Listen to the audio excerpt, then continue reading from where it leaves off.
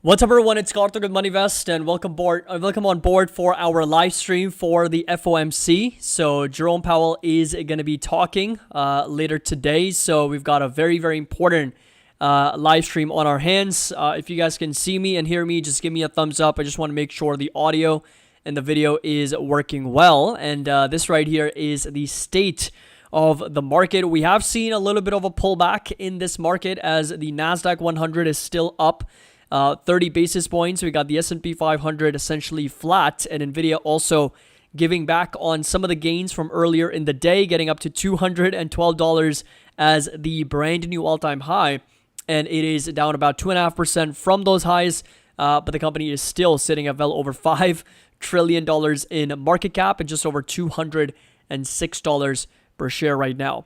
Volatility is sitting at just a little bit under 17, so it is kind of starting to creep up a little bit, so up over 2.7% right now. And do me a favor and share this live stream with as many people as possible. I would really appreciate that. So this right here is the link that you can share with other people that can join us, because we do have the statement release coming out at 2 p.m. Eastern. So in about 20 minutes or so, we're going to get the Federal Reserve's actual statement, which is going to tell us exactly the decision from the Federal Reserve, where is a widely consensus right now that we're going to see a 25 basis point rate cut. So we're going to find out in about 20 minutes if the Federal Reserve is indeed cutting interest rates yet again. So definitely do share the live stream, and hopefully I don't have multiple live streams going on at the same time, because I've had that technical issue in the past here. So let me just double check very, very quickly. But yeah, hope you all are doing great. And yeah, I think we are good to go. We are all set with the live stream here, but we of course don't have a lot of commentary right now. So yeah, here we go. Jerome Powell in about under an hour, 2:30 p.m. Eastern is when Jay Powell's speech is scheduled. And we're going to get that report in about 20 minutes or so. Again, just give me a thumbs up and let me know in the chat if the audio and the video is working well. And we should be all set and all good to go. I feel like I'm having some kind of technical issue on the back end here. So if the, I hope there's no lags or delays, right? Just give me a thumbs up if everything is good. Okay, perfect. All good. It is working great. So yeah, I mean, we are sitting at over $62 trillion in market cap for the S&P 500. So if you come over to the market concentration, we're looking at about $63 trillion in terms of market cap for the S&P 500, another $87 billion worth of inflows on the day today. And not to mention, of course, the MoneyVest index sitting further into optimistic zones here at 3.57. So we did see a little bit of a pullback, from highs of 3.7. We're seeing slight pullback here, but still we have been in optimism since May, right? So over the last 4 to 5 months here, the markets have just been hitting fresh, brand new all-time highs as we continue to push higher on the back of this AI trade. So everything's good on your end. Perfect. In about 19 minutes or so, we've got that report coming out, and we're seeing a little bit of consolidation sideways prior to this report. But as discussed earlier in the day, a lot of that concentration, a lot of the liquidity flooding into just a handful of stocks here, with the likes of Nvidia, Apple, Microsoft. The bigger companies keep on getting bigger. The biggest companies keep getting bigger. And that's exactly what's happening here, with semiconductors also performing really well on the back of course, Nvidia, Lam Research, Micron, Applied Materials, Arista Networks, ASML, all of them pushing up. SMH is getting up to almost 170 right now as well. So let's take a look at BMNR. So Bitmine immersion here. Been trading sideways in the consolidation there. So we've been fluctuating in that range for quite some time. Support level is going to stay roughly at $47, $48. And we've got a little bit of resistance right there at $52.50 for BMNR as well. So a lot of consolidation sideways in that range is what we're seeing for this stock here. So that's really the range, 47 to 64, with some resistance levels at 57 to as much as 52 for BMNR as well. Come on, BITX. I'm so scared to sell calls on BITX. When you sell calls, you go way out of the money. So depends, what the objective is. But if I am looking at, let's say, 20 delta, 15 delta, that's enough out of the money that I want to go. I might sell higher deltas if I'm comfortable letting my shares go at a certain price. But with BITX, it's been selling off a little bit on the back of Bitcoin and Ether. So we are seeing, of course, Bitcoin trade down to 110, 111,000. It's been consolidating sideways in that range. And as a result, BITX has also been rolling over, right? So for the most part, it's been consolidating. And we are seeing a little bit of this lower lows come in for BITX with these lower highs also coming in. So we got a very strong support down at 49.50 to as much as 44.50 for BITX at the moment as well. When will semi stop? Is Vincent asking. It feels too risky to buy at the top. I mean, it is risky, right? I mean, you've got so many stocks that have just gone through the roof. SMH is up more than 100%. From its April lows. It is now officially up over 118%. So semiconductors have done incredibly well. And as a result, we are very, very tilted on a risk-reward basis. It's actually quite unfavorable to be buying here at these all-time highs with the RSI showing us some kind of negative divergence. And of course, a lot of individual stocks sitting at all-time highs, including the likes of NVIDIA, which is now at 5 trillion. So it is... by all means, risk rewards very unfavorable right now. Any opinions on Mercado Libre? So MELI has been part of the shopping list now. I've added it to the shopping list. I did a video last week talking about Mercado Libre as part of the 7 new stocks to consider and look into. And of course, resistance is going to be all the way up to as much as 2,600. And we've got a very strong support at 2,100 down to as low as 1,900 for MELI as well. So that right there is going to be the entire uptrend of higher highs and higher lows. So very nice, consistent uptrend there.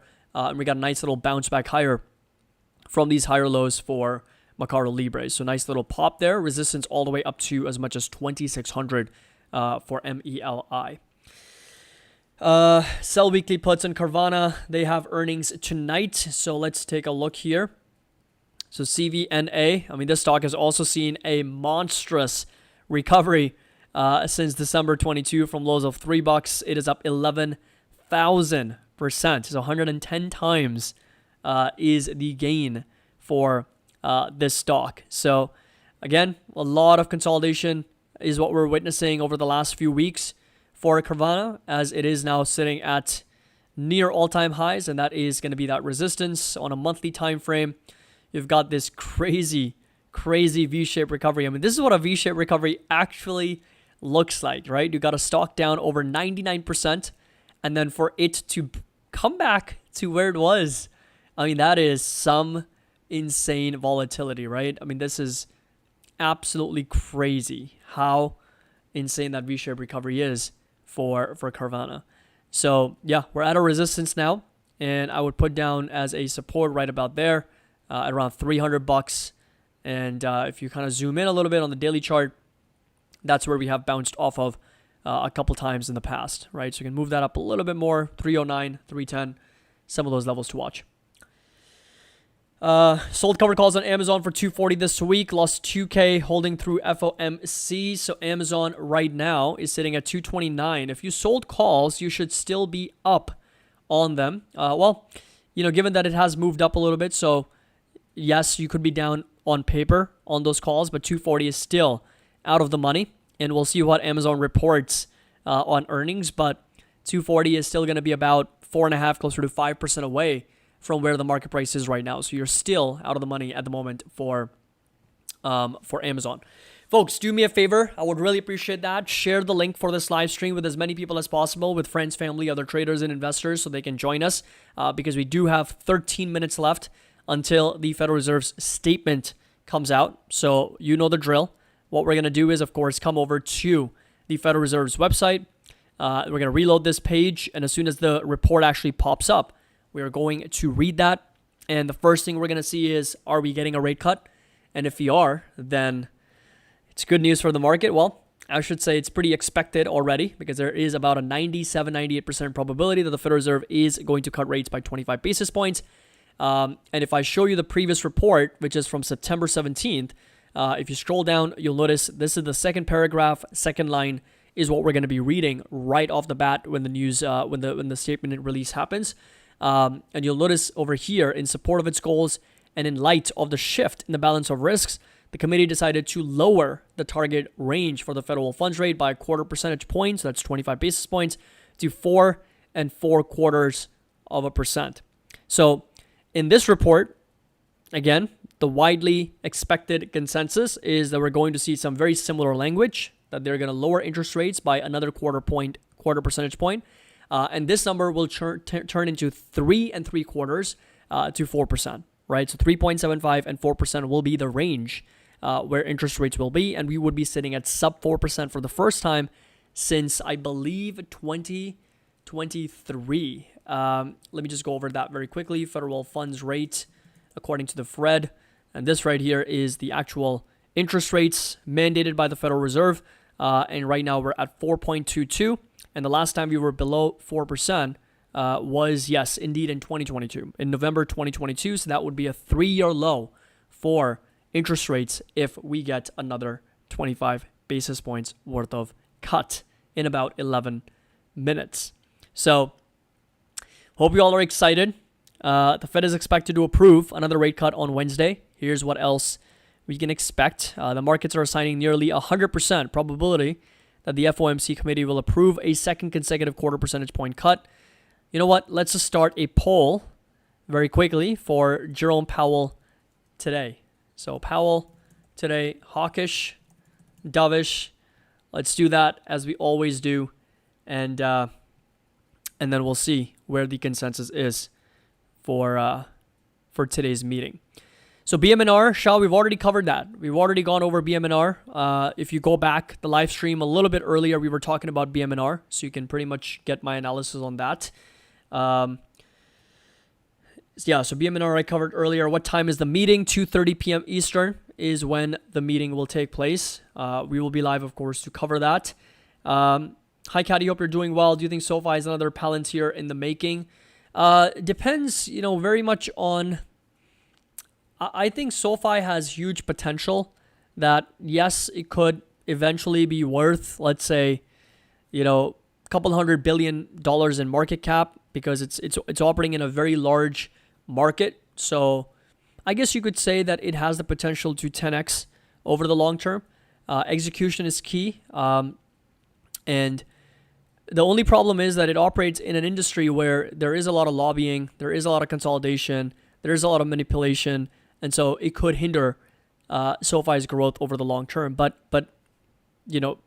keeping those things aside, it definitely operates in a very large TAM with some very strong tailwinds.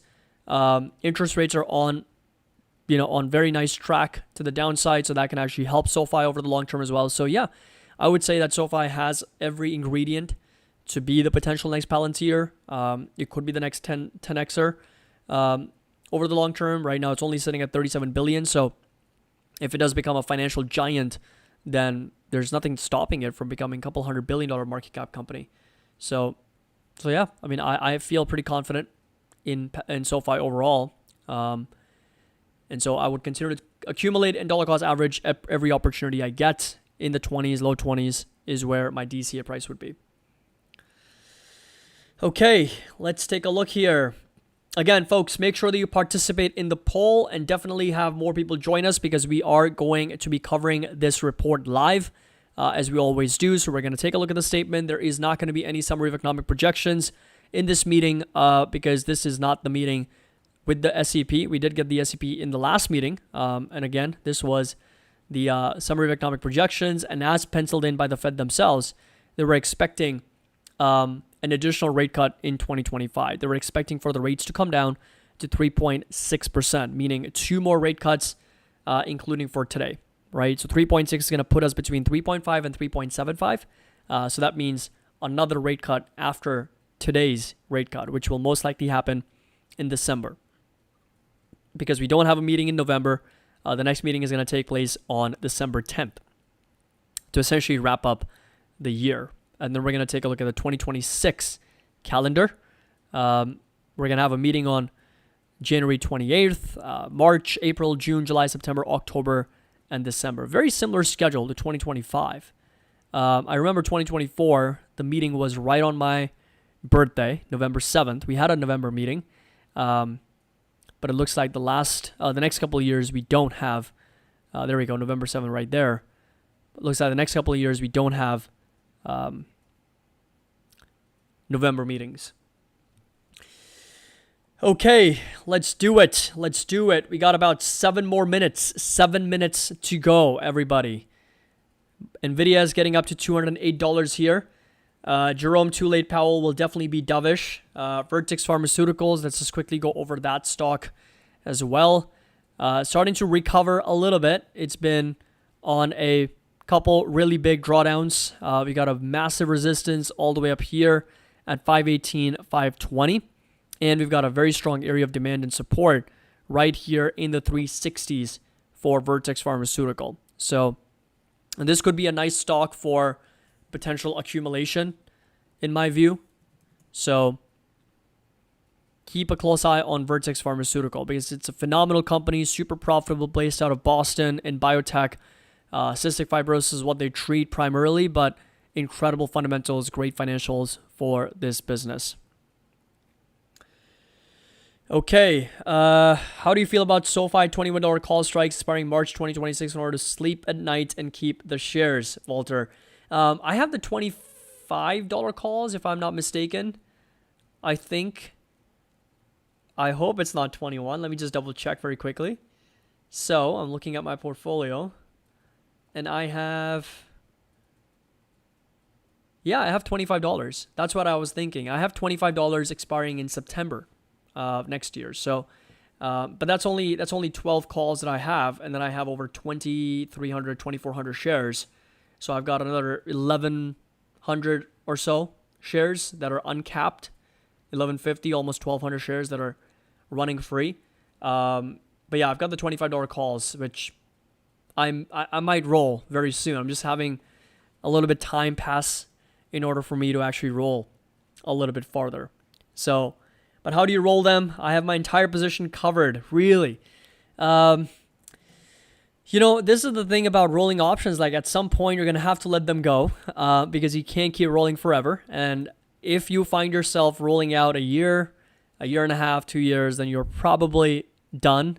You're going to have to wait for the time to pass to get closer to your expiration or for the price to come down so you're actually profitable on the trade so that you can actually, roll by not moving your strike, by not moving your expiration too far out, because that's very, very important as well with any kind of options that you're rolling. So yeah, that's what I would say. I mean, I've got a couple Tesla calls that are expiring in 2026, one even in 2027 that I'm not really touching. Can't really do much about it. So just letting it be.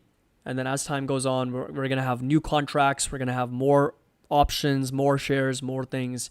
And that's how the portfolio keeps on growing.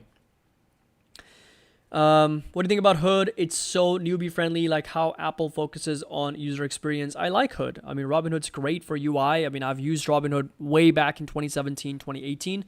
But then, of course, they don't cater to investors from outside the US. I think they just recently enrolled in the UK. But yeah, Robinhood's fantastic. It's a great business. Disrupted the entire industry when it first got launched. And now everybody is following in their footsteps with commission-free trading. So we got about a couple more minutes left until the statement release. I'm just going to move the statement right there. And you guys know the drill. We're going to reload this page right at 2 p.m. Eastern. So in about 3 minutes, I'm going to reload this page. And as soon as we get that report, we're going to click on it.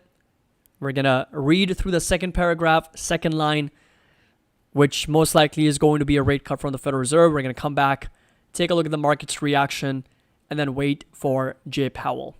So hope you all are ready for this. And what platform you trade from, Sandeep? So I've got a couple different platforms. Fidelity, Charles Schwab, Interactive Brokers, Webull.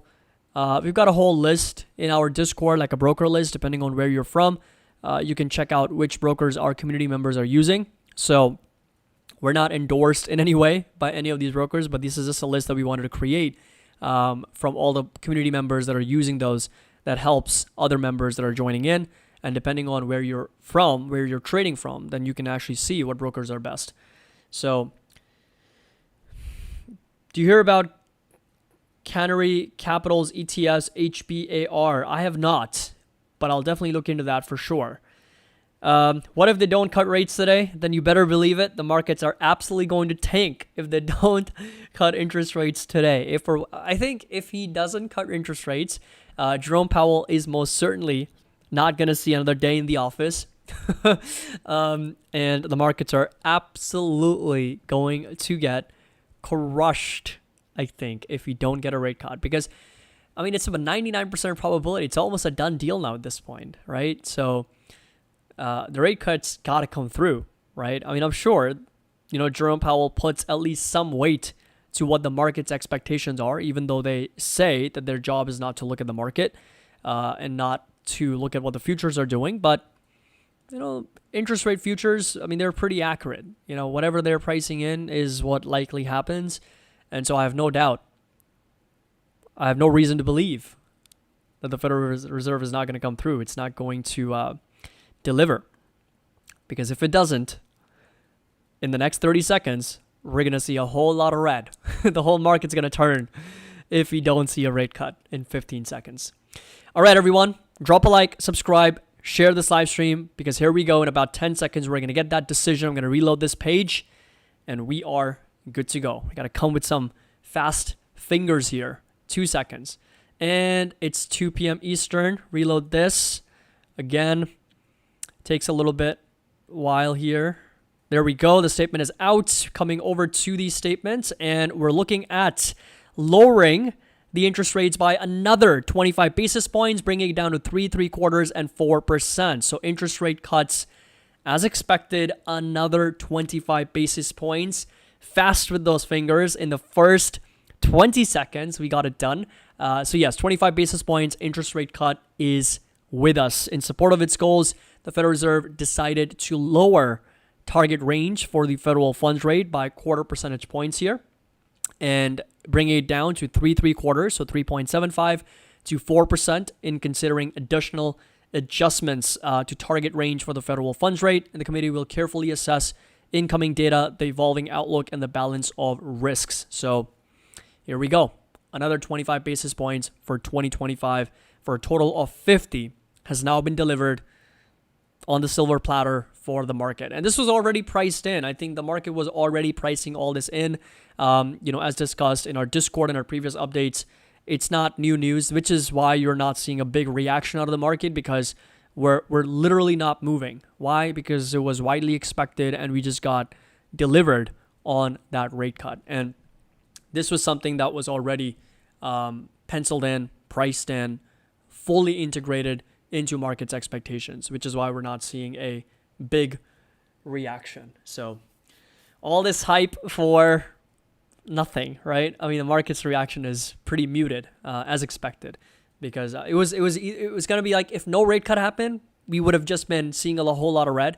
But then if a 50 basis point rate cut happened, if there was like a jumbo cut, then you'd be expecting a massive spike, a massive move to the upside. The market would have not expected that either. So anything outside of those expectations would have really resulted in a big move. But this was expected. We got delivered with a 0.25 percentage point rate cut here. And so nothing out of the ordinary. So yeah, I know, a little bit of a nothing burger, right? From the market's reaction standpoint. But Jerome Powell's speech is still going to be very, very important, right? That's the key event. That's the main event for today. So reading further, I'm just going to read off a little bit of the language and just kind of compare it with September report as well. September, they said, recent indicators suggest that the growth economic activity moderated in the first half of the year.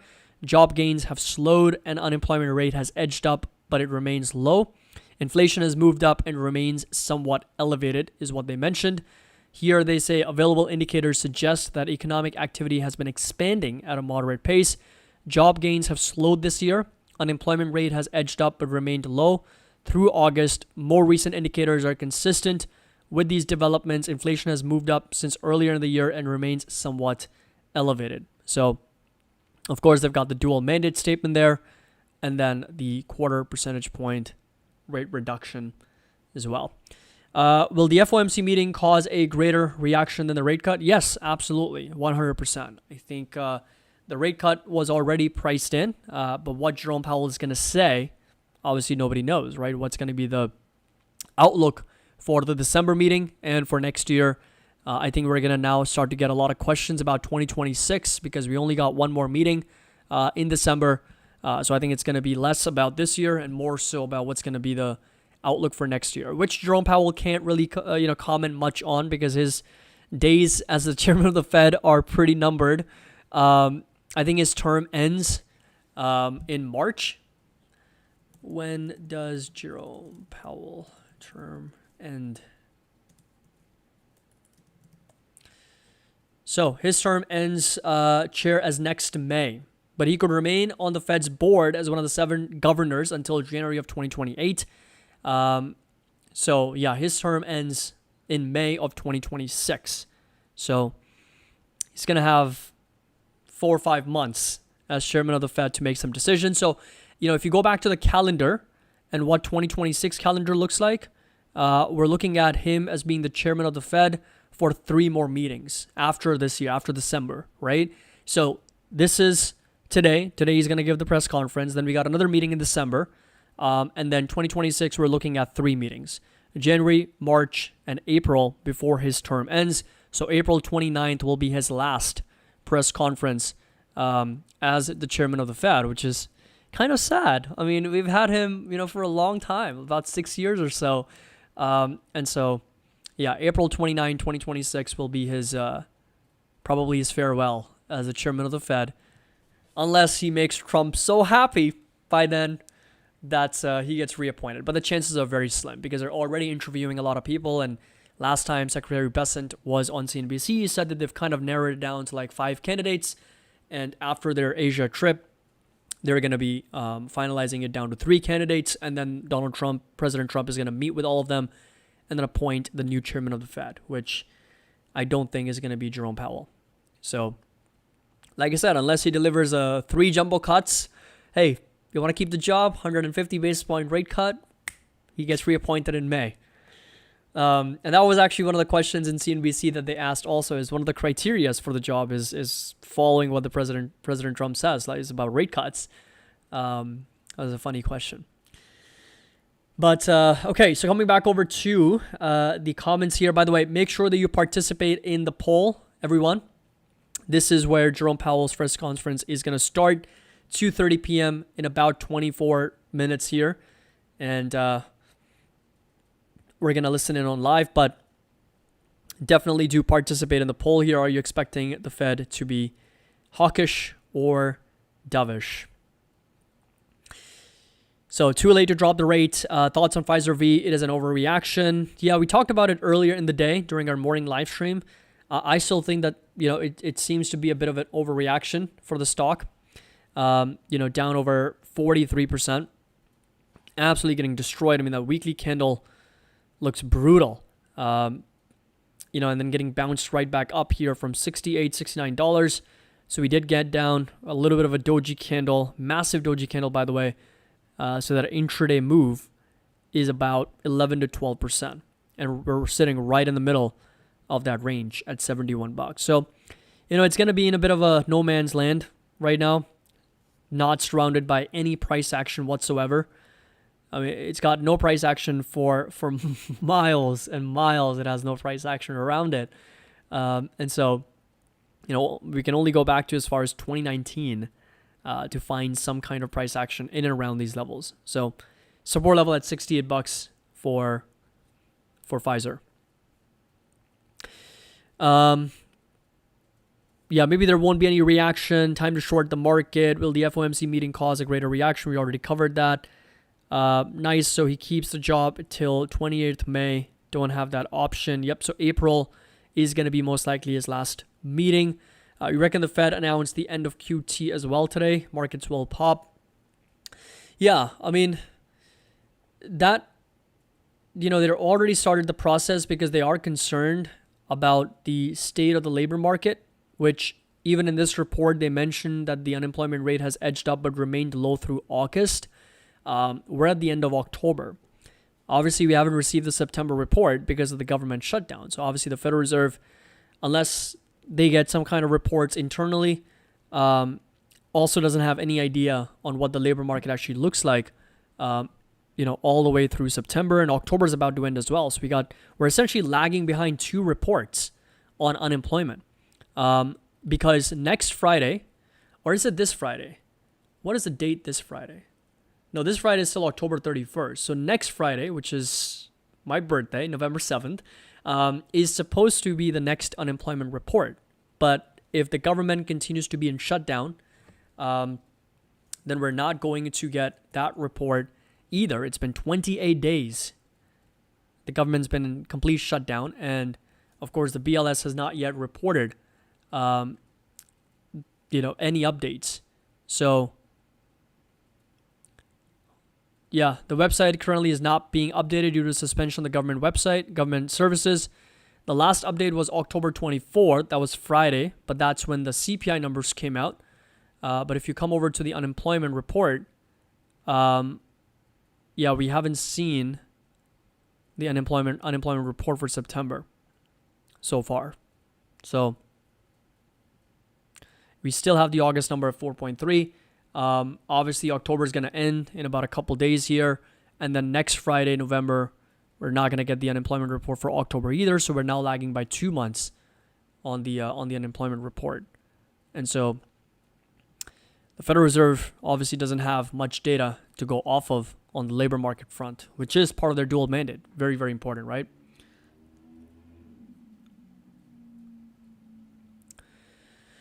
Okay, let's see.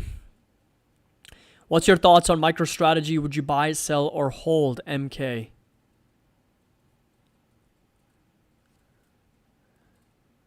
All right, so let's take a look at channel of the guy trader. I'm going to kind of shut you off because you're an idiot. So I'm going to hide user right there. Let's come over to Adobe and then MicroStrategy. So MicroStrategy support level is going to stay put at 232. So this right here is going to be that level to watch as an area of support. Resistance all the way up to 285, 284. Now again, for MicroStrategy, I think it's going to be highly correlated to Bitcoin, right? So if you are looking at Bitcoin, and one of the things that I like to do is, of course, look at the correlation between those two, right? So if you look at those two assets, you can actually see what is outperforming and what is underperforming. Right? So over here, you can see that MicroStrategy has been underperforming Bitcoin over the last few months here since November 2024. It's actually down 54%. And then prior to that, since 2022, we actually saw a very, very strong outperformance of 849%. Now, the only problem that I have with companies like BMNR, like MicroStrategy, is the fact that they do issue a lot of shares, right? So share dilution can be a pretty big deal for a lot of these companies. So if the question is whether I would be buying, selling, or holding, really the question is, whether I am betting on Bitcoin over the long term, because the main idea is to keep accumulating a lot of crypto, right, for these stocks. And so I'm more than happy with BITX, Ethereum ETF. I've been adding a little bit of BMNR as well, so building a position there. But for MicroStrategy, support level is going to stay put at 232, 233. That's going to be that support with the resistance all the way up to as much as 286 for MicroStrategy as well. Coming over to Adobe. So Adobe here continues to trade inside this downtrend. So we got a lower high and lower low pattern. So that is the entire downtrend with a very strong support around 330s for Adobe as well. So this right here is going to be that area of support there. We're kind of validating that level. Bouncing off of that support, of course, down over 5% right now, but that is going to be that support. If you do break down, next target in the 280s is going to be for Adobe.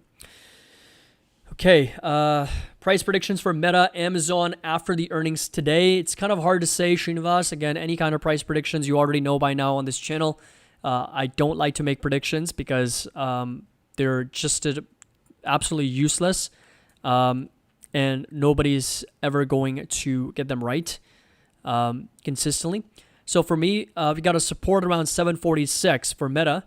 I do think a very strong accumulation zone is on 670s and 690s for Meta, and a resistance up to as much as 790s for this stock. However, we are seeing some lower highs and some lower lows as well. So you got a little bit of a downtrend for Meta. So that's going to be the range within which it's trading. For Amazon also, we're looking at a very strong support right there at 228. Resistance up to as much as 236 and a very strong support at 212. For both Meta and Amazon, I would say this inside this green rectangle is going to be an area of accumulation and dollar cost averaging. For Amazon, 210, 211. And for Meta, we're going to be looking at around 678, 690 for this stock. So that's where we are. Okay. What is going to move the market more, this meeting or after hours earnings? I think it's going to be earnings more so than the meeting. The meeting is going to be important as well. But happy birthday in advance. Welcome to the Scorpion Club. Thank you so much. I appreciate that. Ian, United finally winning some games. I know, man. We're 6th now. We're 6th. So we're finally out of the bottom half of the table. And we're moving upwards and onwards for United. So I'm feeling pretty good. Powell, good old dovish hawk again. I think it's going to be super diplomatic as he always is. I think once he gets out of the office is when we are going to see him share his opinions and insights on the matters that I think people really want to hear his opinions on. He's kind of shared some things about the fiscal unsustainability of the government debt, immigration, lots of other questions around, politics and policies, but he's always kind of deflected them because he's always stuck to the mission. He's been very, very diplomatic in a way that he doesn't want to answer those questions at all. But I think once he is no longer the chairman of the Fed, we might see Powell kind of loosen up a bit and start sharing his analysis, his opinions on things. Oil sector going forward, crude oil, we talked about this briefly, that gold and silver were kind of like on the last leg of that uptrend, and eventually they were going to start to roll over as a lot of precious metals. What happens is gold, silver lead the way, palladium, platinum, copper follow, and gold is like towards the last commodity or the precious metal, not really a metal, but a commodity on that cycle to push higher. And then that peaks and we start to taper off. And what's interesting is that in the couple weeks that gold and silver have sold off, oil prices have actually jumped 7-8%. Of course, it's nowhere near comparable to how much gold has gone up, but we've been kind of drifting downwards for gold overall. A lot of that depends on the OPEC supply. Support level is going to stay put at $55. A lot of the, oil and petroleum producing countries, they want oil to be between $50 and $60 because it becomes most profitable for them to be around those levels. Of course, the higher, the better. But these are the levels that they want to maintain, and so long term, it's good for profitability, dividends, and right now, most of the world still functions very much on oil.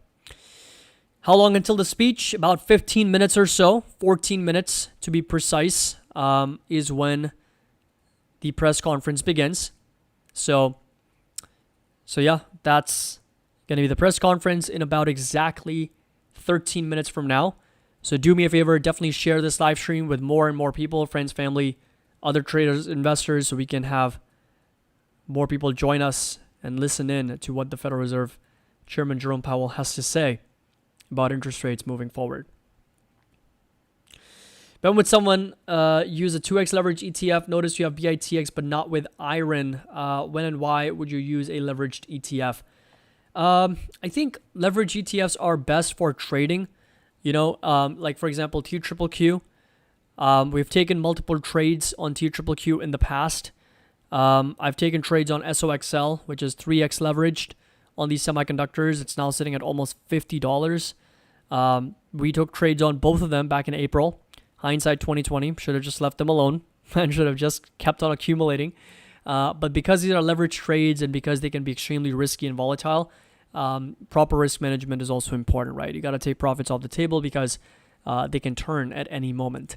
And so with BITX, as I mentioned before, the story is a little bit different. I'm okay accumulating and picking up more shares, even after the leverage factor, because this is not something that I'm like, it's one of those investments where even if it goes down to zero for me, that's totally fine. It can either go down to zero or it can 10x, over the next 5 years. Like that's the way I'm kind of treating Bitcoin right now. Other investments are more like, okay, I've got an exit strategy. I know if it's a long-term investment, it's a short-term trade, where I'm getting out, what my stop loss is, what my risk management is. With BITX, it's more like, okay, this is what I'm comfortable with. Whether it's 3%, 4% of the portfolio, I'm like, okay, it's either going down to zero if it's going to 10x over the long term based on Bitcoin, and that is how I'm approaching trading this. That's why I always mention caution for leveraged products because they can be extremely volatile. Andrew, I know that everyone was expecting NVIDIA to reach $200 by the end of the year, but did you expect for this specific run to happen this soon? No, so that's why, it's always interesting because when you've got a thesis on a stock, right, when you are talking about any company in particular, we can identify when it's a great buying opportunity, right? But we can never identify when it's a great time to sell because qualitative factors get priced in much faster than quantitative factors because if you really think about it, when a company's fundamentals only change 4 times a year, right? Because earnings come out 4 times a year. Every quarter, we get earnings and the company's fundamentals update. So if you've got the company's fundamentals, the actual company and their numbers updating every 4 times per year, how can the stock price, how can the valuation of the company change over 252 times, right? And that right there is because of perception. It's because of what's happening in the news, what's happening in the news cycle, what's happening with that company. And that gets priced into the stock much faster than the actual quantitative analysis. Eventually, everything breeds into the financial statements because whatever NVIDIA is doing, whatever any company is doing, whatever deals they're making, eventually has to show up in the numbers, right? If they're making a $100 billion deal with some company, it will show up in the numbers. If Oracle's partnering with NVIDIA, if OpenAI is partnering with NVIDIA, it will show up in the numbers. But the stock price prices that in very, very quickly, right? So the valuation changes 252 times, whereas the fundamentals of the company only change 4 times a year. So we can identify pretty good risk-reward ratios when it's an incredibly good buying opportunity, when it's absolutely fantastic risk-reward. But when it comes to selling, if you've got a winner on your hands, you're better off just kind of leaving it alone because the companies that are winning just keep on winning, unless, of course, they completely drop the ball. And as Warren Buffett says, you want a company so great with such an incredible defensible moat that even a fool can run that company because eventually one will. And that's so true. That's true. So true. Management changes, but you want a business so good that even a fool can run it on autopilot and it's still a strong company. And that's what NVIDIA is. Of course, you could make a very solid argument, and I would not disagree with you, that a lot of the valuation of NVIDIA, Tesla, Palantir depends very much on their leaders, Alex Karp, Jensen Huang, and Elon Musk. If you take those people away, where would these companies be trading at?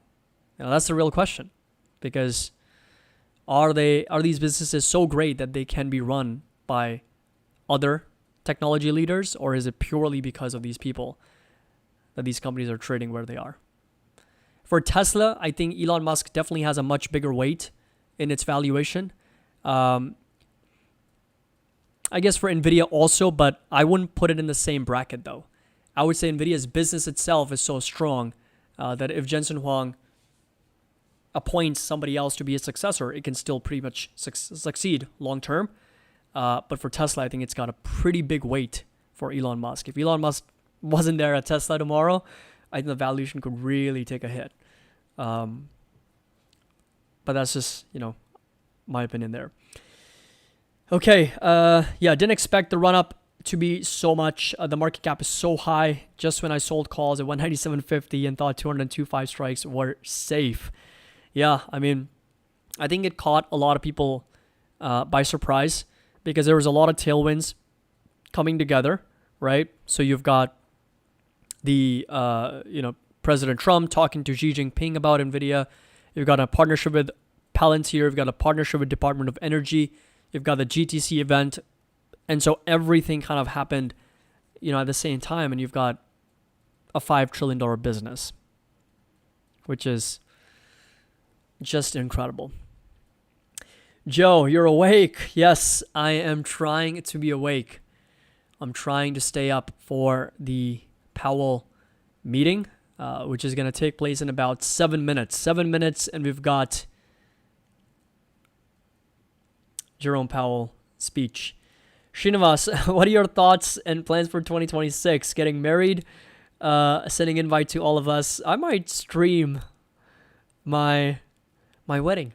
I don't know. I might. No, I'm just kidding. I haven't decided yet. I might. You never know. But no, 2026, I don't know, I haven't given it much thought. But for me, it's never been about like numbers, like age and stuff. Like it's just about at the right time.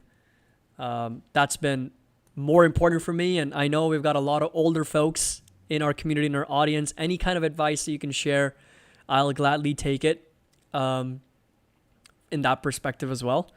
So, and that's why no, there's no wedding right now, guys. Stop congratulating me. There's nothing in the pipeline, Jay. So please take that back. Guys, you guys are already congratulating for no reason. So your wedding streams will be like green and red bars charts with Jeremy on a side, making sure the theme is not trading view charts. The bride doesn't even know yet. Exactly. I know.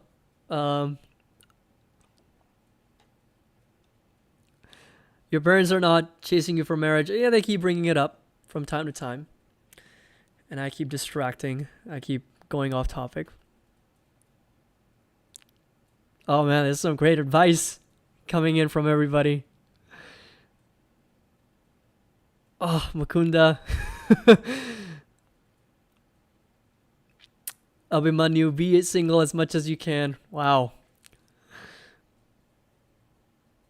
I hope you will stream your honeymoon. All of our community here.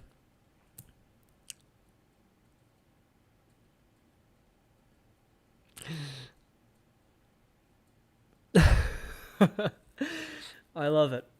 Love it. Love the comments.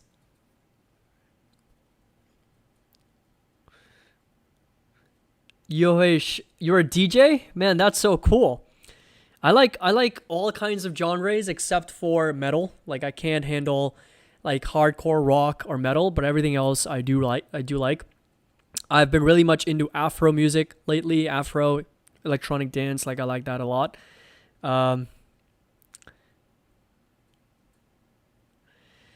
David, yeah, there's no marriage traps. I think Karthik has seen some really good marriages and knows how sweet it can be. I agree. I think, what I've learned is there's good and bad.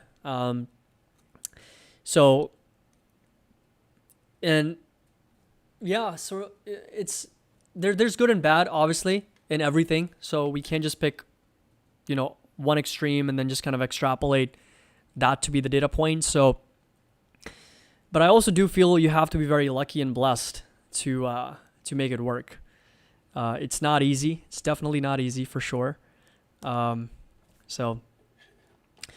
yeah, I mean, having a right partner by your side can definitely grow you, grow your business, grow your motivation, grow your income. All that works together. So I totally agree with that. All right, everyone. So let's keep a separate live stream for personal talks, because we can definitely have a great conversation talking about a lot of things like these, And that's what I love about this community, because we've got so many people from all different backgrounds can share wisdom, share their insights, perspectives on so many different topics. And we're all here to learn from each other, from each other's experiences on what to do and what not to do. And that's what is so special. But we'll definitely do that another time, as right now we've got a more important thing on our hands, which is Jay Powell. Starting in about a couple minutes, 2 more minutes, and then we've got the Jay Powell meeting. I'll do the live audio check, so just let me know if the audio is good, and we should be good to go. Karthik Jr. will be start trading options when he turns. I know. Gotta start them young, right? I've been teaching my nephew on trading, on business, on investing already. So yeah, things are going well.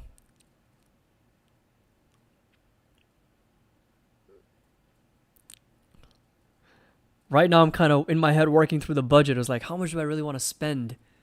What was that? That just...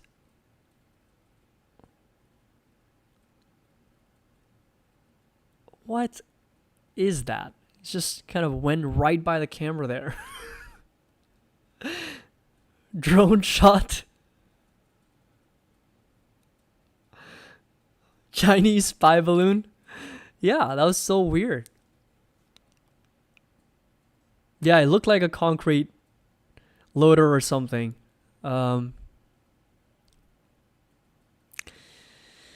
Okay, a minute to go. I'm going to do an audio check, everyone. Hopefully everything is good, and we'll listen in to Jay Powell. And then we'll take a look at the market's live reaction as well.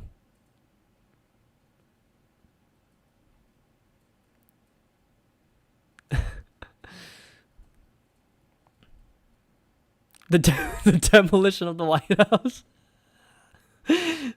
Oh, God. All right. So here we go.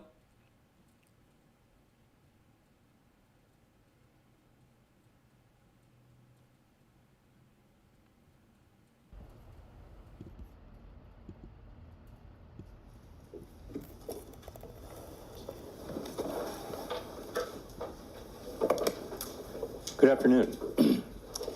My colleagues and I remain squarely focused on achieving our dual mandate goals of maximum employment and stable prices for the benefit of the American people. Although some important federal government data have been delayed due to the shutdown, the public and private sector data that have remained available suggests that the outlook for employment and inflation has not changed much since our meeting in September. Conditions in the labor market appear to be gradually cooling, and inflation remains somewhat elevated. In support of our goals and in light of the balance of risks to employment and inflation, today, the Federal Open Market Committee decided to lower our policy interest rate by a 1/4 percentage point.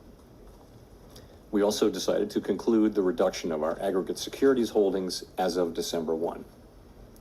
I will have more to say about monetary policy after briefly reviewing economic developments. Available indicators suggest that economic activity has been expanding at a moderate pace. GDP rose at a 1.6% pace in the first half of the year, down from 2.4% last year.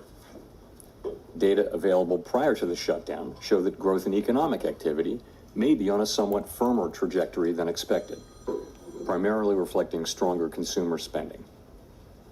Business investment in equipment and intangibles has continued to expand, while activity in the housing sector remains weak. The shutdown of the federal government will weigh on economic activity while it persists, but these effects should reverse after the shutdown ends. In the labor market, the unemployment rate remained relatively low through August. Job gains have slowed significantly since earlier in the year. A good part of the slowing likely reflects a decline in the growth of the labor force due to lower immigration and labor force participation, though labor demand has clearly softened as well. Although official employment data for September are delayed, available evidence suggests that both layoffs and hiring remain low, and that both households' perceptions of job availability and firms' perceptions of hiring difficulty continue to decline. In this less dynamic and somewhat softer labor market, the downside risks to employment appear to have risen in recent months. Inflation has eased significantly from its highs in mid-2022, but remains somewhat elevated relative to our 2% longer-run goal. Estimates based on the Consumer Price Index suggest that total PCE prices rose 2.8% over the 12 months ending in September, and that, excluding the volatile food and energy categories, core PCE prices rose 2.8% as well. These readings are higher than earlier in the year as inflation for goods has picked up. In contrast, disinflation appears to be continuing for services. Near-term measures of inflation expectations have moved up on balance over the course of this year on news about tariffs, as reflected in both market and survey-based measures. Beyond the next year or two or so, however, most measures of longer-term expectations remain consistent with our 2% inflation goal. Our monetary policy actions are guided by our dual mandate to promote maximum employment and stable prices for the American people. At today's meeting, the committee decided to lower the target range for the federal funds rate by a quarter percentage point to 3.75% to 4%. Higher tariffs are pushing up prices in some categories of goods, resulting in higher overall inflation. A reasonable base case is that the effects on inflation will be relatively short-lived, a one-time shift in the price level. But it is also possible that the inflationary effects could instead be more persistent, and that is a risk to be assessed and managed. Our obligation is to ensure that a one-time increase in the price level does not become an ongoing inflation problem.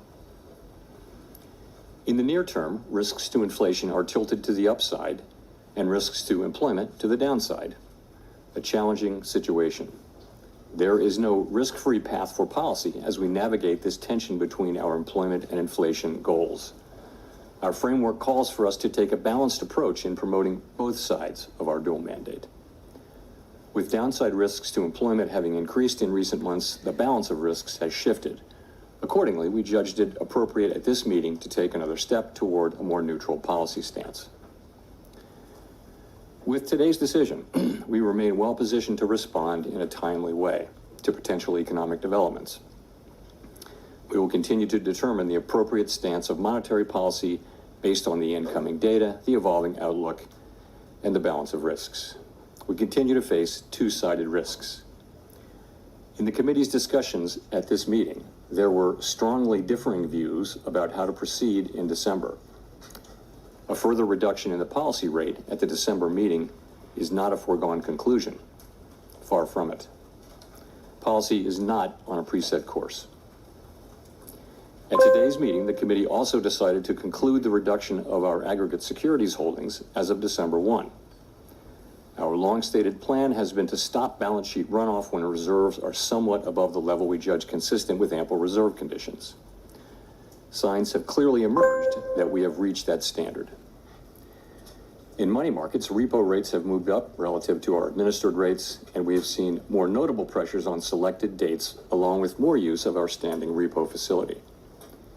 In addition, the effective federal funds rate has begun to move up relative to the rate of interest on reserve balances.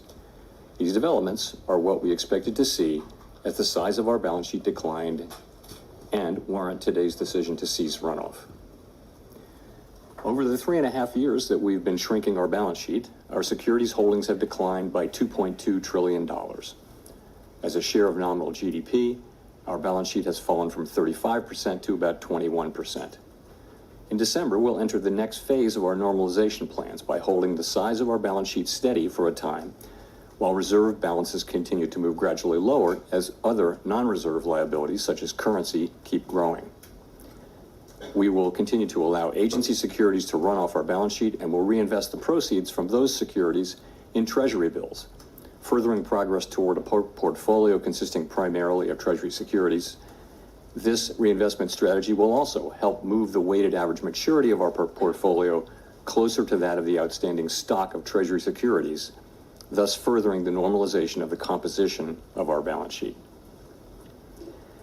The Fed has been assigned two goals for monetary policy: maximum employment and stable prices. we remain committed to supporting our maximum employment, bringing our inflation sustainably to our 2% goal, and keeping longer-term inflation expectations well anchored. Our success in delivering on these goals matters to all Americans. We understand that our actions affect communities, families, and businesses across the country. Everything we do is in service to our public mission. We at the Fed will do everything we can to achieve our maximum employment and price stability goals. Thank you. I look forward to your questions.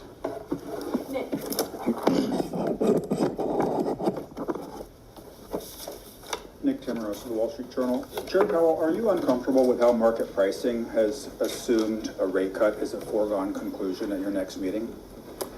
Well, as I just mentioned, a further reduction in the policy rate at the December meeting is not a foregone conclusion, as I've just said. So I would say that needs to be taken on board. We had, I would just say this, 19 participants on the committee. Everyone works very hard at this and takes their obligations to serve the American people very seriously. And at a time when we have tension between our two goals, we have, strong views across the committee. And as I mentioned, there were strongly differing views today. And the takeaway from that is that we haven't made a decision about December. And, we're going to be looking at the data that we have, how that affects the outlook and the balance of risks. And I'll just say that. You and some of your colleagues have framed last month and maybe today, I won't put words in your mouth, there's a risk management exercise. At what point do you conclude that you've taken out enough insurance? Are you looking for some kind of improvement in the outlook, or could this unfold along the lines of last year where you made a sequence of adjustments and then waited to gather more information? So the way I've been thinking about it is the risks to the two goals. For a very long time, the risk was clearly of higher inflation. And then that has changed now. And as we saw particularly after the July meeting, we saw the downward revisions in job creation, we saw a very different picture of the labor market and suggested that there were higher downside risks to the labor market than we had thought. And that suggested that policy, which we had been holding at a I would say modestly, others people would say moderately restrictive level, needed to move more in the direction over time of neutral. If the two goals are sort of equally at risk, then you ought to be at neutral, because one of them's calling for you to hike and one of them's calling for you to cut. So if that got back into balance, then you'd want to be roughly at neutral. So in that sense, it was a risk management. And I would say the same about today, sort of the same logic. But as I mentioned, going forward is a different thing. Claire. I'm Claire Jones, Financial Times. Thank you for taking this question. We've just heard from you that the discussion in December and the conclusion of the discussion is not a foregone conclusion. I'd like to just dig into that a little bit more about what sort of arguments were brought up. Was there any consideration, for instance, of the investment we're seeing in AI and some of the generation of household wealth through rises in stock prices related to the AI boom? Thank you. I wouldn't say that's a factor in everyone's assessment of the economy. I wouldn't say it's the driving factor. I don't think for anybody. I guess I would say it this way. Once again, I would just point out that we have the situation where the risks are to the upside for inflation and to the downside for employment. We have one tool. It can't do both of those. You can't address both of those at once. You've got a very different situation. So you have some people have different forecasts, right? So they'll forecast faster or slower progress on one or the other. And they also have different levels of risk aversion. And, some will be more averse to inflation overruns and some will be more averse to underruns of employment. And so you put that together, and as you can see from the SEP and from the public discussion that goes on between the meetings when participants go out and talk, they're very disparate views. And they were reflected in strongly differing views in today's meeting, as I pointed out in my remarks. And that's what leads me to say that, that we haven't made a decision about December. I always say that. It's a fact that we don't make decisions in advance. But I'm saying something in addition here, is that it's not to be seen as a foregone conclusion. In fact, far from it. Can I just ask a quick follow-up on QT? How much of the fund impressions we've seen in money markets are related to the US Treasury issuing more short-term debt? That could be one of the factors, but the reality is we've seen, the things that we've seen, higher repo rates and federal funds rate moving up. These are the very things that we look for. We actually have a framework for looking at, the place we're trying to reach. What we said for a long time now is that when we feel like we're a little bit or a bit above what we consider a level that's ample, that we would freeze the size of the balance sheet. Of course, reserves will continue to decline from that point forward as non-reserve liabilities grow. So this happened, some things have been happening for some time now, showing a gradual tightening in money market conditions. Really in the last, call it 3 weeks or so, you've seen more significant tightening, and I think a clear assessment that we're at that place. The other thing is, the balance sheet is shrinking at a very, very slow pace now. We've reduced it by half twice, and so there's not a lot of benefit to be holding on to get the last few dollars because, again, with the balance sheets, the reserves are going to continue to shrink as non-reserves grow. So, there was support on the committee as we thought about it to go ahead with this and announce effective December 1 that we will be, freezing the size of the balance sheet. And the December 1 date gives the markets a little bit of time to adapt. Colby.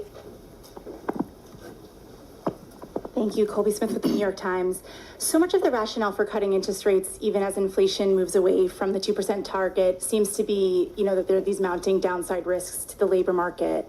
But if those don't materialize and the labor market either stabilizes around current employment levels or even starts to strengthen somewhat, how would that change your perception of how much interest rates need to fall from here? Would you then be a bit more concerned about underlying inflation and the possibility of second round effects from tariffs? Yeah, I mean, in principle, if you were to see data that suggested that the labor market's strengthening or even that it's stabilizing, that would certainly play into our decisions going forward. So, we do have, we get some data. The labor market is a place where we get, for example, we get the state level data on initial claims, which are sending a sort of a signal of more of the same. We also get job openings, and we'll get lots of survey data. We'll get the Beige Book and things like that. So we'll have a picture of what's going on in the labor market, and the fact that we're not seeing an uptick in claims or a downtick really in openings suggests that you're seeing maybe continued very gradual cooling, but nothing more than that. So that does give you some comfort. But if this shutdown lasts a while longer and you don't have that data in hand, I'm just wondering how that hinders the committee's ability to assess the state of the labor market and make the right policy decisions, and also how much is that factoring into the debate about December? Yeah. So we get like I mentioned what we get in the labor area. We get some data in inflation, some data in economic activity. And we'll have a picture of what's going on. We also will have the Beige Book again. I would say we're not going to be able to have the detailed feel of things. But I think if there were a significant or material change in the economy one way or another, I think we'd pick that up through this. So in terms of how it might affect December, it's really hard to say. December's the meeting's I guess 6 weeks away. We just don't know what we're going to get. If there is a very high level of uncertainty, then that could be an argument in favor of caution about moving, but we'll have to see how it unfolds. Steve. Steve Leisman, CNBC. Mr. Chairman, can you characterize the meeting in terms of, you said strongly differing views. Was this a close call, this cut, or was it a close call maybe the other way because you had dissents on both sides? Thanks. So I was referring to the discussion about, to the extent it related to December. You saw we had two dissents, one for 50 and one for no cut. So, that was a strong, solid vote in favor of this cut. The strongly differing views were really about the future. What does that look like?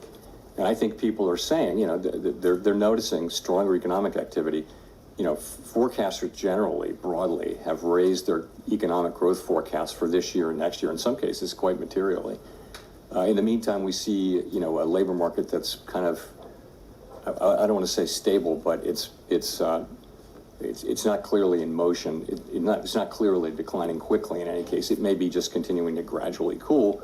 And again, people have different forecasts and expectations about the economy and different risk tolerances. And so there's you know, you read the SEP, you read the speeches, you know there are differing views on the committee, and to the point where I said what I said. And just to follow up on the balance sheet, if you stop at the runoff now, does that mean you have to go back to actually adding assets sometime next year so that the balance sheet doesn't shrink as a percent of GDP and become a tightening factor?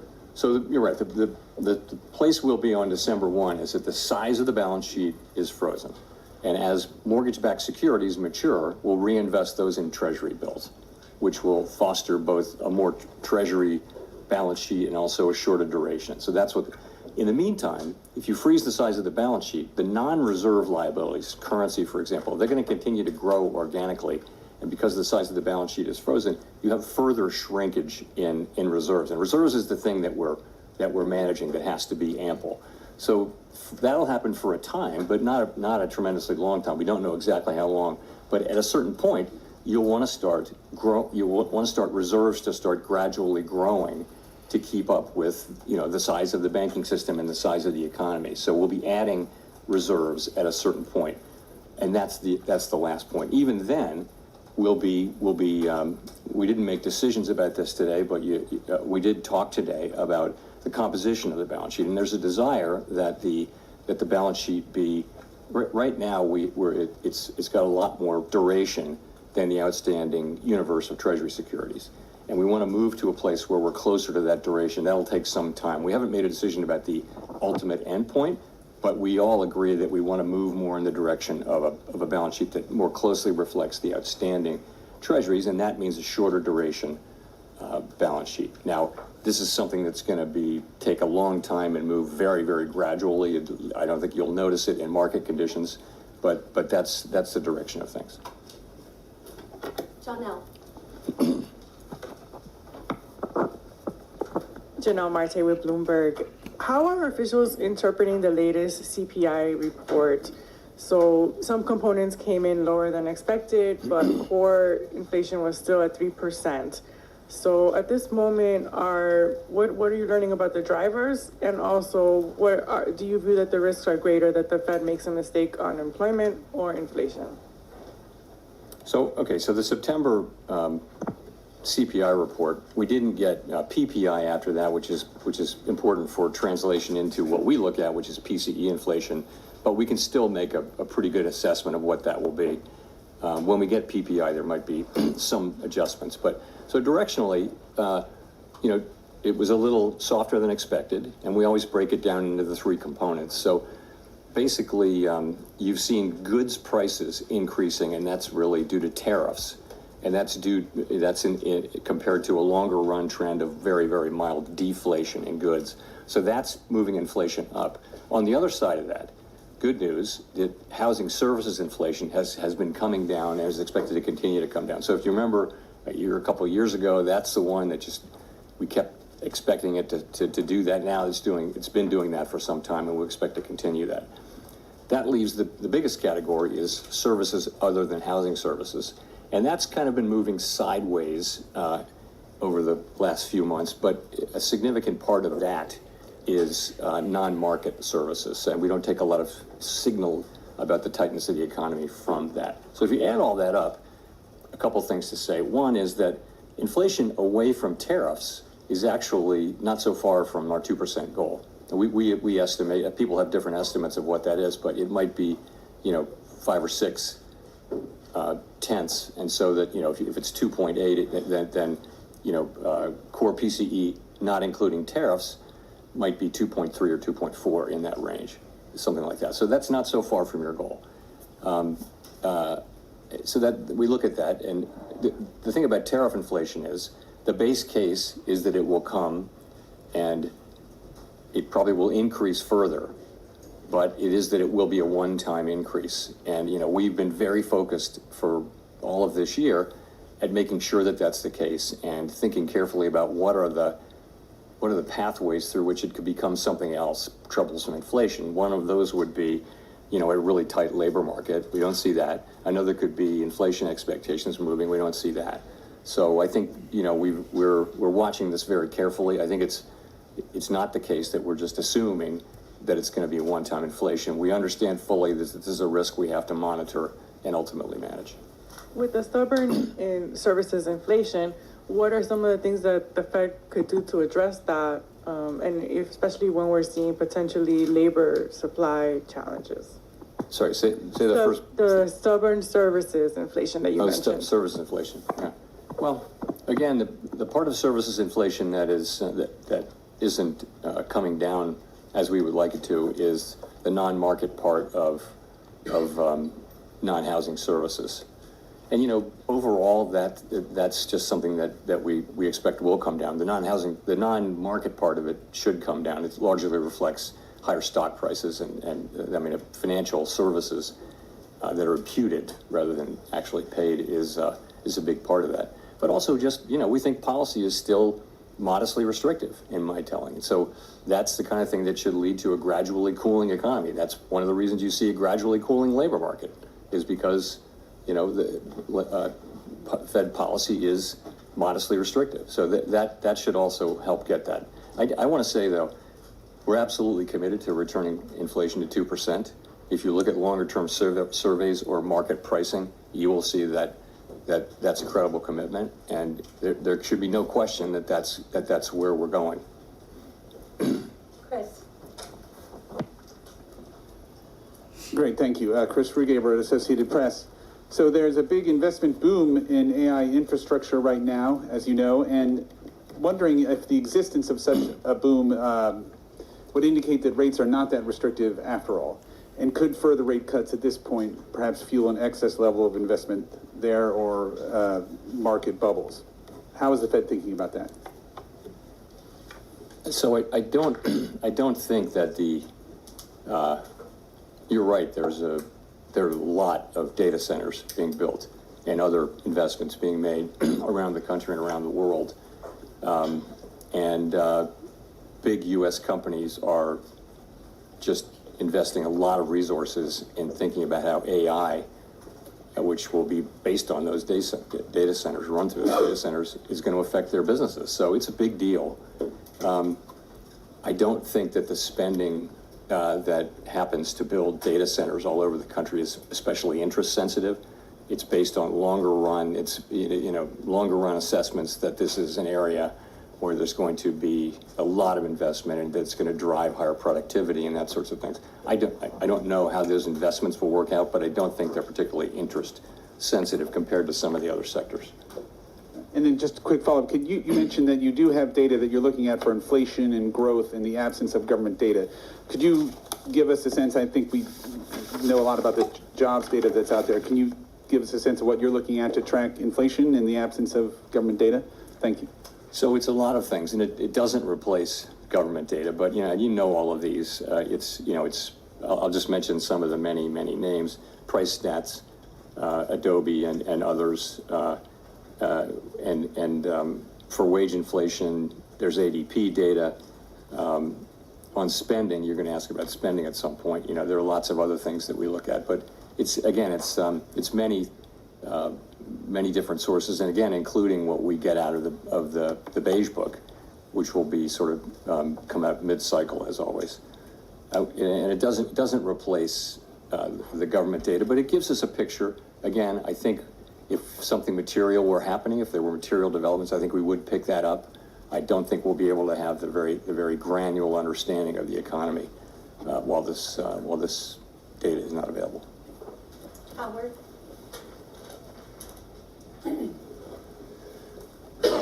Howard Schneider with Reuters. Thank you. I just wanted you to elaborate a little bit on what you said a moment ago about the continued shutdown, making it more difficult to make a move in December, and that may make you more cautious. To the degree you are relying on private data that isn't the gold standard, or that you're relying on your own surveys or the Beige Book, do you worry at some point you're going to have to start making policy by anecdote? this is a temporary state of affairs, and we're going to do our jobs. We're going to collect every scrap of data we can find, evaluate it, and think carefully about it, and that's our jobs. That's what we're going to do. If you ask me, could it affect the December meeting? I'm not saying it's going to, but yeah, you could imagine that what do you do if you're driving in the fog? You slow down. So that could or could not. I don't know how that's going to play into things. We may get the data may come back, but there's a possibility that it would make sense to be more cautious about moving. I'm not committing to that. I'm just saying it's certainly a possibility that you would say we really can't see, so let's slow down. As a follow-up in the debate on this meeting, we saw recently some pretty big layoff announcements coming from Amazon and others. Wondering if that figured into the discussion at all, that you're starting to see this tension between growth and employment starting to be resolved, to the detriment of employment. And secondly, some of the stress is starting to appear in the bottom spur of the K, as they call it, household health premiums that are going to possibly be going up quite substantially, things like that. Has that started to become a factor in your policy discussion? So those are both things that we're watching very, very, very carefully. To start with the layoffs, you're right. You see a significant number of companies either announcing that they are not going to be doing much hiring or actually doing layoffs, and much of the time they're talking about AI and what it can do. So we're watching that very carefully. And yes, it could absolutely have implications for job creation. We don't really see it in the initial claims data yet. Now, it's not a surprise that we don't. It takes some time for it to get in there, but we're watching that really carefully. But again, don't see it yet in the initial claims data. On the K-shaped economy thing, I would say the same thing or similar thing. We are. If you listen to the earnings calls or the reports of, big public consumer-facing companies, many of them are saying that there's a bifurcated economy there, and that consumers at the lower end are struggling and buying less and shifting to lower-cost products, but that at the top, people are spending at the higher income and wealth, and so much. Anecdotal data on that, and so we think there's something there. Edward. Thank you, Edward Lawrence with Fox Business. So, Mr. Chairman, I want to take another crack at the further reduction in rates is not a foregone conclusion. So in December, you said far from it. So if a cut might not be on the table for December because of lack of data, what does the other concerns then stem from?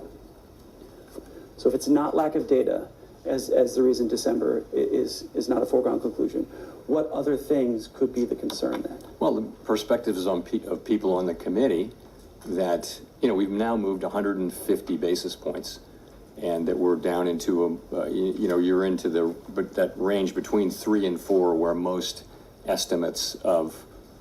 estimates of the neutral rate live in that 3 to 4% area. You're there now. You're above the median number for the committee, but I think there are people on the committee who have higher estimates of the neutral rate, and that's you can argue these positions since it can't be directly observed, the neutral rate. So, I think for some part of the committee, it's time to maybe take a step back and see whether there really are downside risks to the labor market, or see whether in fact the growth that the stronger growth that we're seeing is real. Ordinarily, the labor market is a better indicator of the momentum of the economy than the spending data. That's the lore. In this case, that gives a more downbeat read. So people just have, again, we've cut 50 more basis points in the last 2 meetings, and there was a sense like, let's pause here, kind of thing, and a sense from others wanting to go ahead. But that's why I say differing views, strongly differing views. And so on that division, then you're talking about going forward. So what's more important in this division? Is it inflation risks? Is it employment risk? Or is there a deeper philosophy division among the board? Look, everybody on the committee is deeply committed to doing the right thing to achieve our goals, maximum employment and stable prices. You have differences on how to do that. And as I mentioned, some of that is different forecasts, but a lot of it is also different risk aversions to the different variables, which is common through, through all Federal Reserves. People just have different risk tolerances, let's say. So that leads you to people with disparate views. You will know that from the speeches you've been listening to from my colleagues. And so we're at a place now where we have in fact cut 2 more times. And, we're 150 basis points closer to neutral, wherever that may be, than we were a year ago. And so there's a growing chorus now of feeling like maybe this is where we should at least wait a cycle, something like that. That's what it is. It's just what you think it would be. It's and again, you've seen it in the September Summer of Economic Projections. You've seen this in the public remarks of FOMC participants, and now I'm telling you that's what you can expect that in the minutes. And I'm just telling you that's what happened in the meeting. Elizabeth. Thank you so much. Elizabeth Schulze with ABC News. What is your explanation for why the job market is weakening right now, and what will this rate cut do to improve the job market? So I think there are 2 things affecting the job market, and one of them is just a dramatic reduction in the supply of new workers. And that's 2 things. That's declining labor force participation, which is a cyclical thing. And then there's declining immigration, which is just a big policy change that actually began in the last administration and it has been accelerated now. So a big part of the whole story is that supply side story. Okay. In addition, labor demand has declined, and the unemployment rate has gone down, meaning that demand for workers has gone down a little more than supply. So that's what's going on, but it is mostly a supply function. It's mostly a function of the change in supply, I think, and many people think. So the question then is, what does the our tool do, which supports demand, and and I would just say, when you're in a situation where job creation, if you adjust for likely overcounting in the way that BLS does its work, is pretty close to 0. So maximum employment doesn't, on a sustainable basis, if you're creating 0 jobs, if it's in equilibrium, if it's in balance, it's a pretty, as I said before, a pretty curious balance. So, I thought, and many of my colleagues thought, in fact, you've seen the last 2 meetings, that it was appropriate for us to react by supporting demand with our rates. And we've done that. We've reduced so that rates are looser. I wouldn't say that they're accommodative right now, but they're meaningfully less tight than they were. And that should help so that at least the labor market doesn't get worse. Though it's a complicated situation, and some people argue that this is supply and we really can't affect it much with our tools, but others argue, as I do, that there is an effect from demand and that we should use our tools to support the labor market when we see this happening. You also talked about tariffs causing a one-time price increase. Should American household consumers expect that inflation will continue to go up this year because of those tariffs? So the basic expectation is that there will be some additional increase in inflation because it takes a while for tariffs to work their way through the production chain and finally get to consumers. And we see this now from the tariffs that were put in place now many months ago.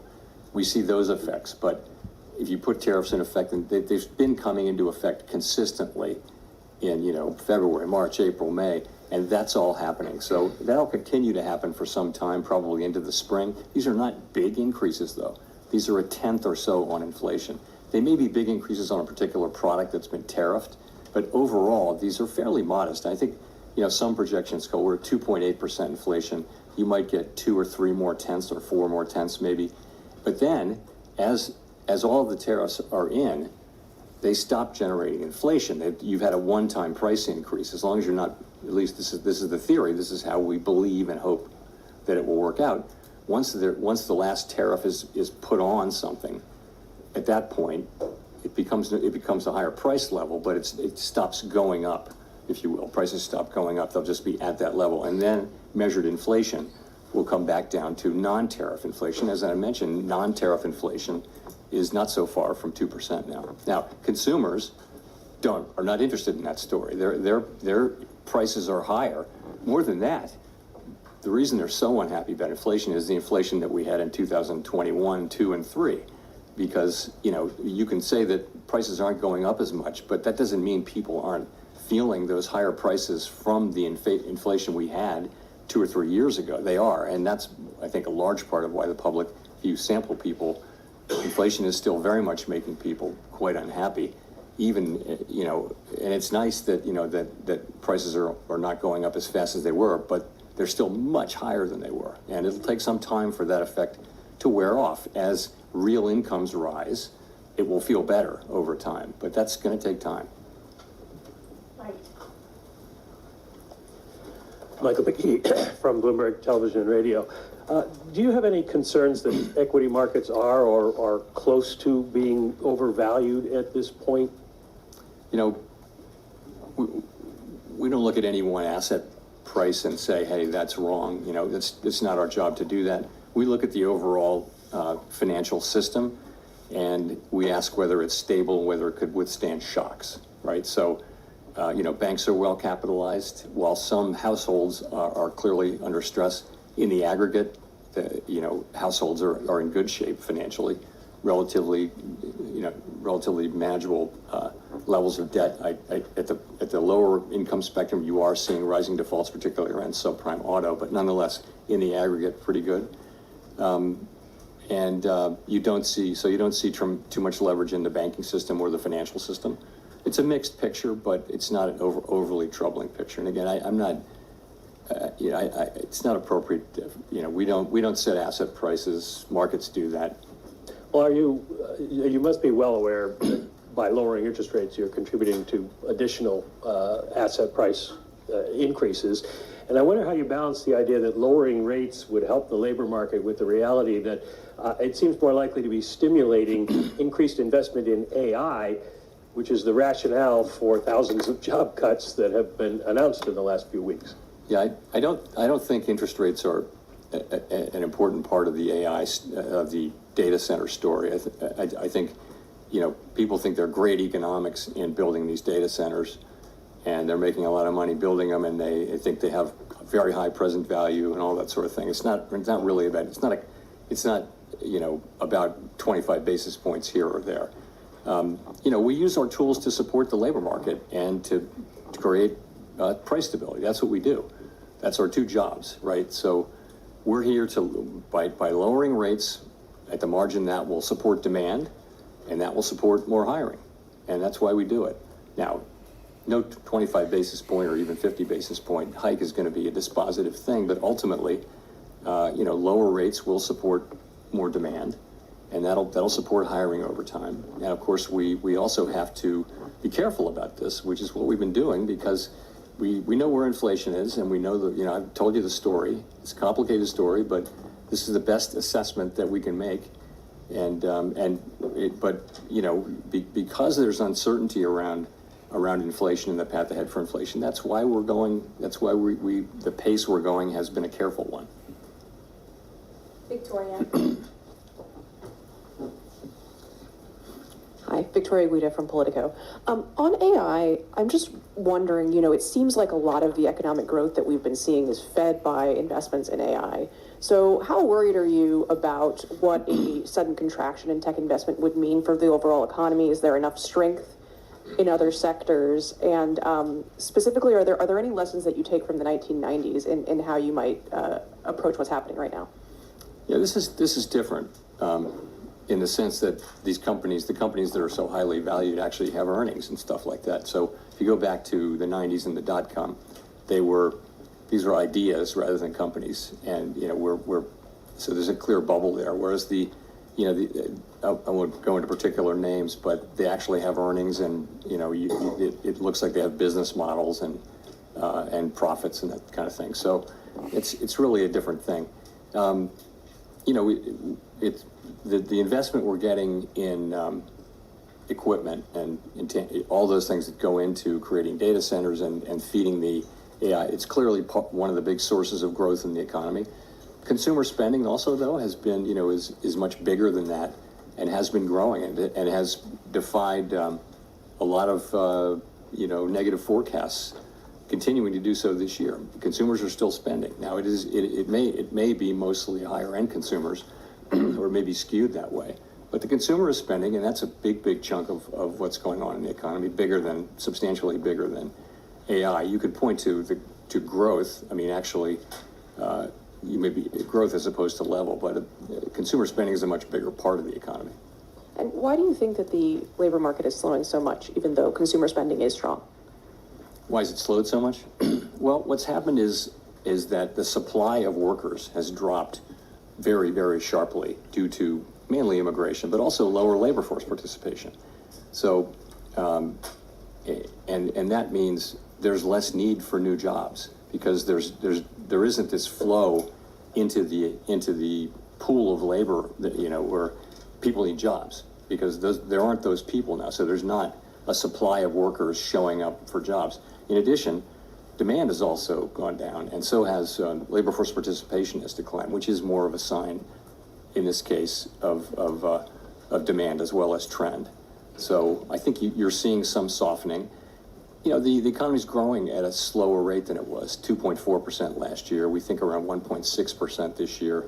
It could have been a couple of tenths higher if not for the shutdown. And of course that will reverse. But, you still got the economy growing at a moderate pace. Andrew. Hey there, Andrew Ackerman with the with the Washington Post. I wanted to ask if you could elaborate on how you think about policy in the context of the data drought. Does it make you inclined to stick with your plans as set out in September in the absence of the data that might change your mind, or does it make you inclined to proceed with added caution because of uncertainty? Yeah, well, we'll know when we face that question, if we face that question. It'll probably be argued both ways, right? But I've said a couple times here that, if you really aren't getting information and you really don't know, and the economy looks like it's solid and stable and hasn't really changed, there will be an argument. I don't know how persuasive it will be, but there will be an argument that, you slow down when you can't see as far ahead. Others may argue, I'm not sure where this argument will come, but you're perfectly right that you could also argue, well, things haven't really changed, but you might not know that, so I don't know whether we'll face this or not. I hope we don't. I hope by the time of the December meeting, we're getting, a better flow of data, but if we're going to have to do our jobs one way or the other. Okay, I also just wanted to ask a FinReg question. I think several years ago, you said the overall amount of capital in the system was about right. As the Fed moves forward with a revised Basel proposal, potentially changes to the GSIB surcharge, has that changed at all? Or are you planning to significantly reduce the amount of capital in the system? Thanks. So there are discussions going on, I think, among the agencies, and I don't want to get ahead of those discussions. I continue to think that the level of capital, when I said that in 2020, was about right. And of course, there's been much capital added since then through various mechanisms. But I look forward to I know those discussions are really just getting going. They haven't come to the point where they're got a whole plan and that kind of thing. So I really don't have much to say on that. Brian. Hi, Chairman Powell. Brian Chung with NBC News. Is the weakness in the jobs market accelerating, and who's at risk if the interest rate cuts are not the effective medicine for a further slowdown in the labor market? So we do not see the weakness, as you put it, the weakness in the job market accelerating.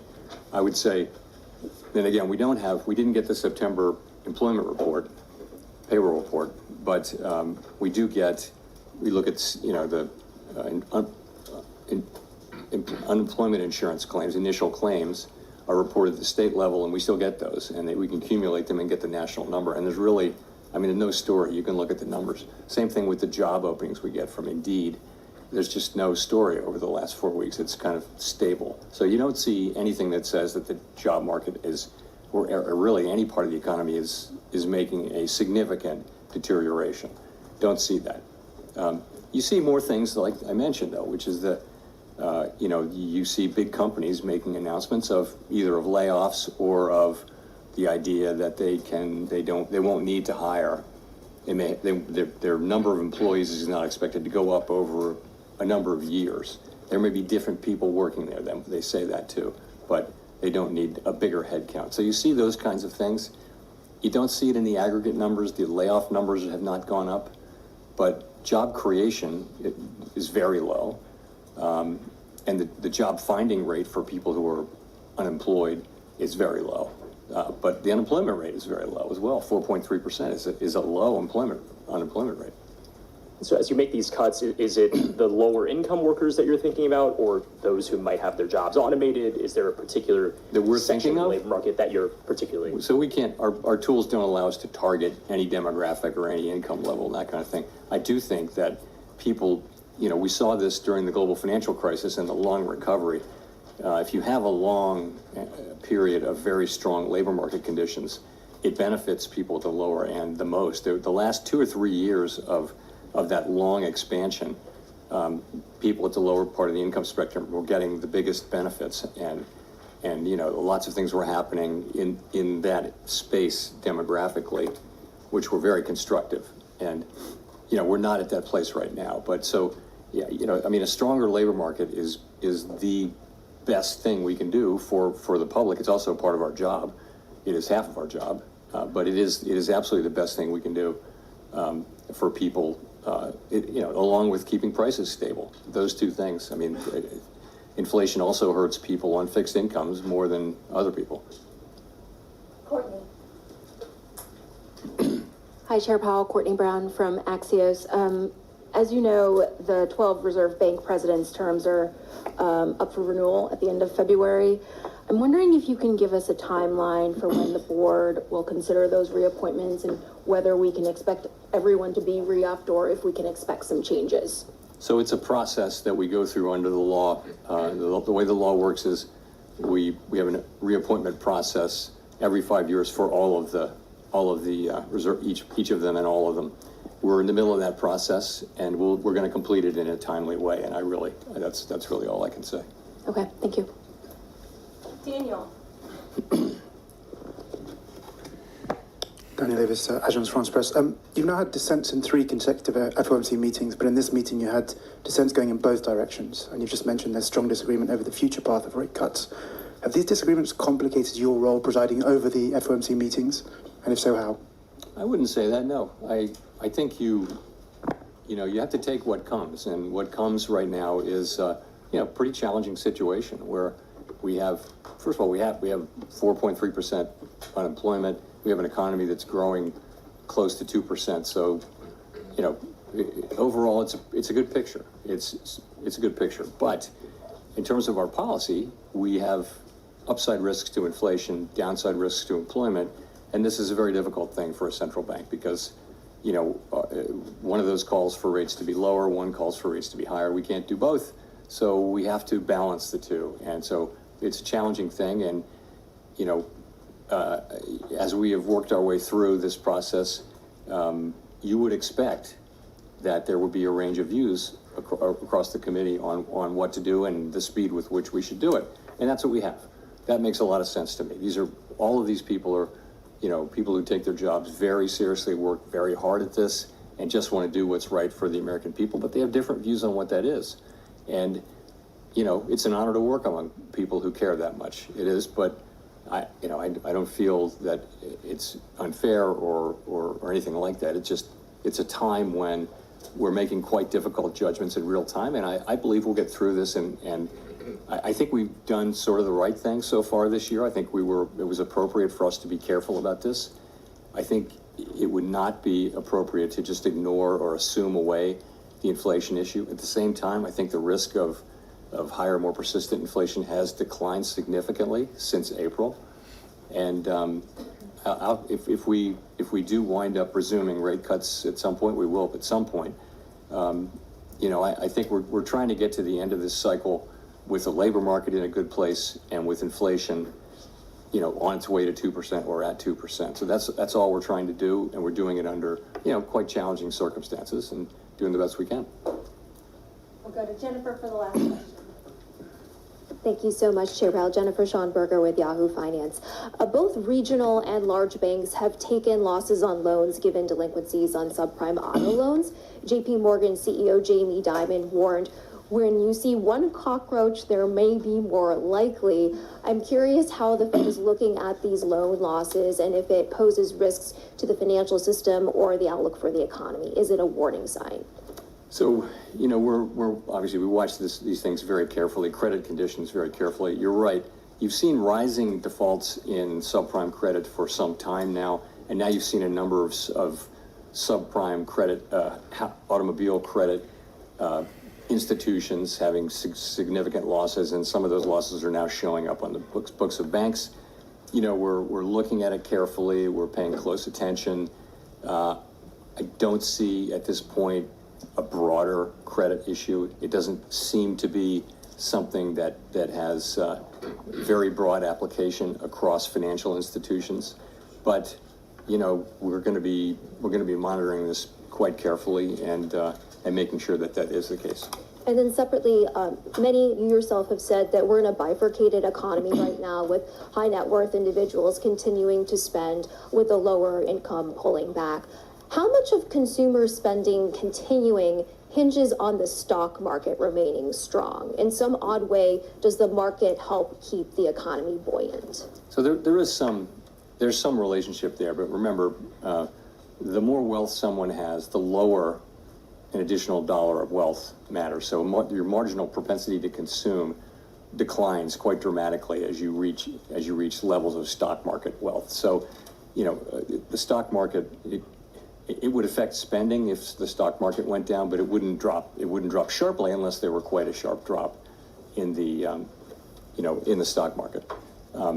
People at the lower end of income and wealth have a much higher marginal propensity to consume of an incremental dollar of income or wealth, but they don't have the stock market wealth. So I think it's certainly a factor supporting consumption right now. But you would see it if you saw a material correction in spending, but it wouldn't be. You shouldn't think that it'll dollar for dollar stop consumption, because that wouldn't be the case. Thanks very much.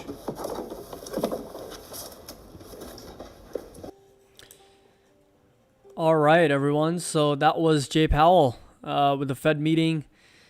We've got another one on December, but of course the markets did tank a little bit during his speech when he did mention there was an uncertainty with the rate cuts in December. They're still not finalized. As far as the data goes, they're still looking at a lot of private data points, ADP non-farm payrolls, and of course Indeed reports to kind of get a handle on how consumption is, how inflation is, and of course how unemployment is. But of course, I think we can all agree, I think that I saw that in the chat as well, that he does seem to be very disconnected with where the labor market is and where it's going, because we've seen so many companies kind of issue a lot of reports related to layoffs. Not to mention, we've seen almost 2 million people now unemployed compared to 2 years ago.